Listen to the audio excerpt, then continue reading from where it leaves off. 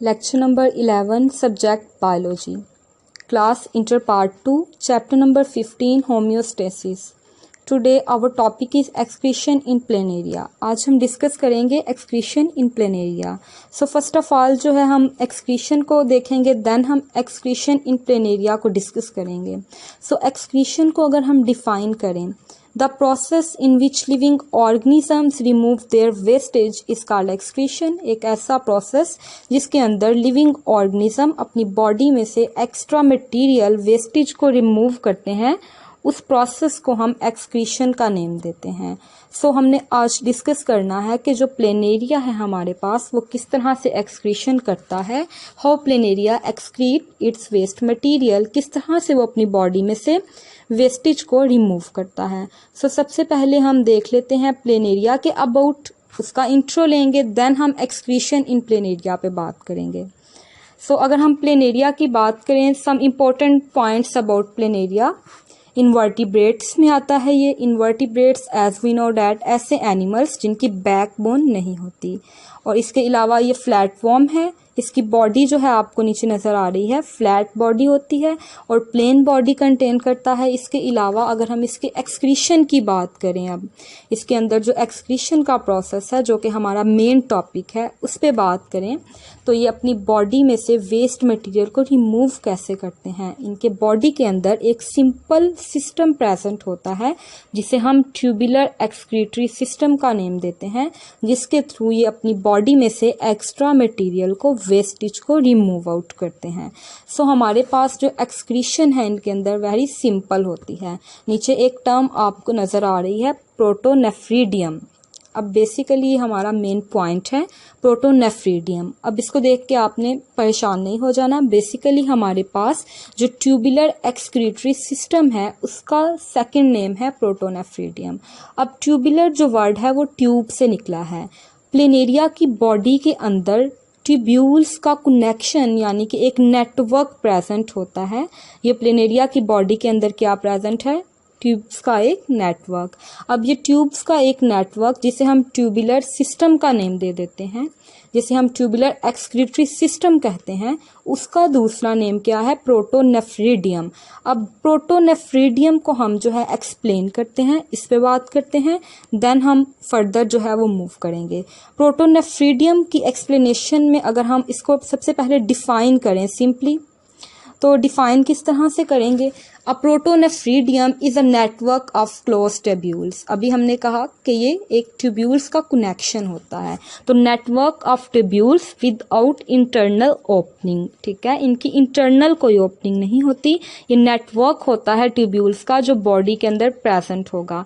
अब ये जो बॉडी के अंदर नेटवर्क प्रेजेंट है, प्लेनेरिया की बॉडी के अंदर जो ट्यूब्यूल्स का नेटवर्क प्रेजेंट है, उसे हम प्रोटोनेफ्रीडियम का नेम देंगे.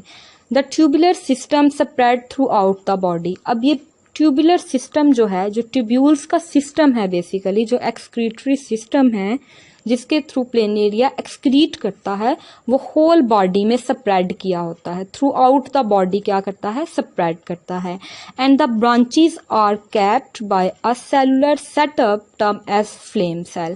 प्रोटोनेफ्रीडिया का आपको होप्स हो के क्लियर हो गया. Basically network of tubules. अब यहाँ पे एक टर्म यूज हुआ है फ्लेम सेल, इस पे बात करते हैं.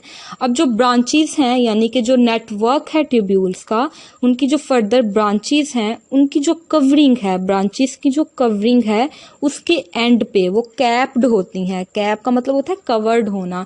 ब्रांचेस जो हैं वो स्पेशलाइज्ड सेल से कैप्ड होती हैं और वो सेटअप होता है फ्लेम सेल्स का, यानी कि ब्रांचेस की एंड पे क्या प्रेजेंट होता है?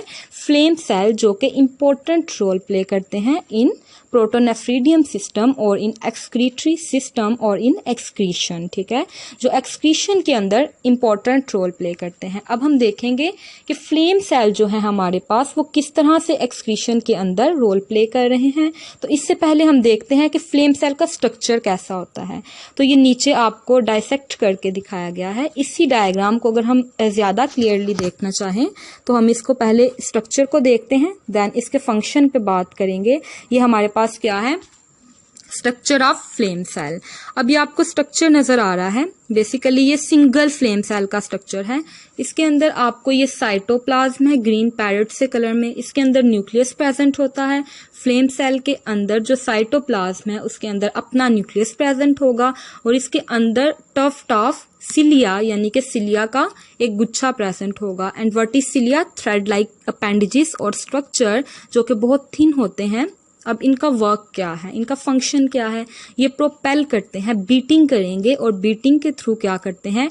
एक्सक्रीटरी प्रोडक्ट को ट्यूब्यूल्स के अंदर ले आते हैं। यानी ये कहाँ पे प्रेजेंट है? ब्रांचेस के एंड में। तो ये ट्यूब्यूलर सिस्टम जो है उसके अंदर एक्सक्रीटरी प्रोडक्ट को ले आएंगे। अब जब ये एक्सक्रीटरी प्रोडक्ट को लेके आते हैं तो basically flame cells are has a tuft of cilia, ठीक है, इनके पास टफ्ट प्रेजेंट होता है, एक गुच्छा प्रेजेंट होता है, whose beating propels interstitial fluid into tubular system, जिसकी बीटिंग की वजह से क्या होता है कि जो हमारे पास एक्स्ट्रा मटेरियल या फ्लूइड है वो ट्यूबुलर सिस्टम के अंदर आ जाता है। अब प्लेनेरिया की बॉडी से जो एक्सक्रीशन के लिए जो प्रोडक्ट थे यानी जो एक्सक्रीटरी प्रोडक्ट था, जो वेस्ट मटेरियल था, जो बॉडी में से क्या होना है? एक्सक्रीट होना है, वो बॉडी में से मूव करके कहाँ पे आ गया है? ट्यूबुलर सिस्टम के अंदर। यहाँ पे ये आपको ट्यूब्यूल नजर आ रही है, ट्यूब्यूलर सिस्टम के अंदर आ गया है। अब बेसिकली क्या होता है कि प्लेनेरिया की बॉडी के एंड पे पोर्स प्रेजेंट होते हैं, उन पोर्स के थ्रू जो है वो फाइनल एक्सक्रीशन अक्कर होती है। और सीलिया की मदद से जब एक्सक्रीशन यानी कि एक्सक्रीटरी प्रोडक्ट बॉडी के अंदर आएगा तो एक्सक्रीशन हो जाएगी पोर्स के थ्रू। उन पोर्स को हम नेफ्रिडो पोर्स का नेम देते हैं। इसको फर्दर हम लेक्चर में जाके इसी लेक्चर में और थोड़ा सा एक्सप्लेन करेंगे। सो ये हमारे पास क्या है? Basically structure of flame cell. इसको हमने देखा कि जो फ्लेम सेल है उसका स्ट्रक्चर कैसा होता है हमारे पास।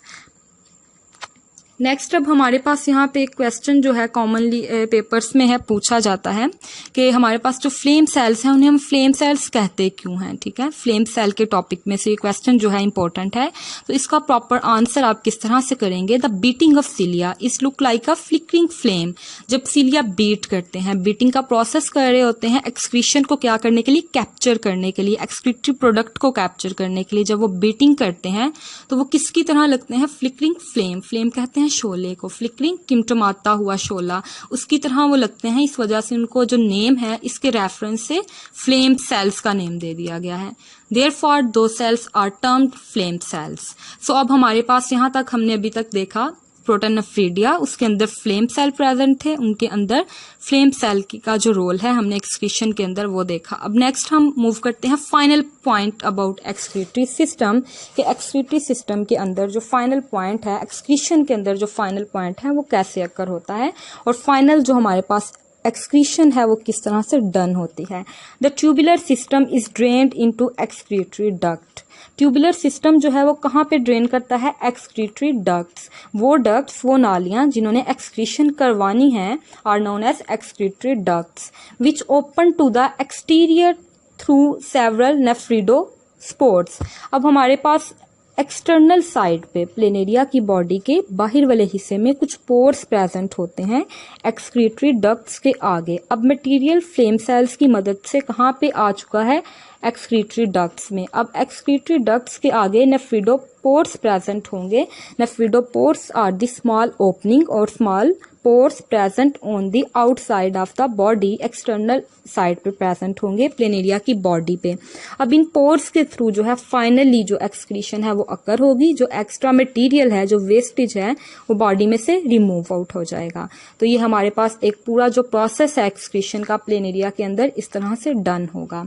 अब हम बात करते हैं कि जो एक्सक्रीशन है वो वेरियस स्पीशीज के अंदर कैसे अकर होती है। लाइक जो हमने बात की फ्लैट वॉर्म्स की, प्लेनेरिया है, जैसे अगर ये फ्रेश वाटर में प्रेजेंट है तो ये डाइल्यूट यूरिन रिलीज करके एक्सक्रीशन करेंगे। इनका जो यूरिन है वो डाइल्यूट होगा यानी इनरिच इन वाटर होगा, क्योंकि इनके पास वाटर की अवेलेबिलिटी ज्यादा है। वाटर जो है बॉडी के अंदर एक्सिस है तो पानी को वो ज्यादा जो है बाहर निकालेंगे बॉडी में से होम्योस्टेसिस को मेंटेन करने के लिए। इसी तरह अगर हम बात करें पैरासाइटिक फ्लैटवर्म्स की। पैरासाइटिक फ्लैटवर्म्स यानी कि वो फ्लैटवर्म्स हमारे पास जो कि पैरासाइट्स हैं।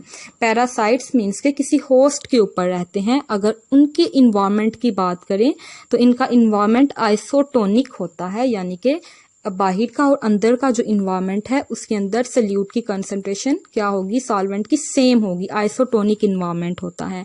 और ये जो डेपोजिशन करते हैं यानी जो एक्सक्रीशन करते हैं, वेस्ट मटेरियल रिमूव करते हैं in the form of nitrogenous waste करेंगे। सो इस तरह से हमारे पास जो एक होल प्रोसेस है एक्सक्रीशन का वो अक्कर होता है प्लेनेरिया के अंदर। तो होप सो कि आपको प्लेनेरिया का जो ये टॉपिक है वो क्लियर हो गया होगा। अब हम समरी पे बात करते हैं। समरी बेसिकली हमने चैप्टर में जो इम्पोर्टेंट पॉइंट्स डिस्कस किए उनका ओवरव्यू लेंगे हम। एक्सक्रीशन पे हमने बात की सबसे पहले, ठीक है, एक्सक्रीशन की डेफिनेशन को समझा।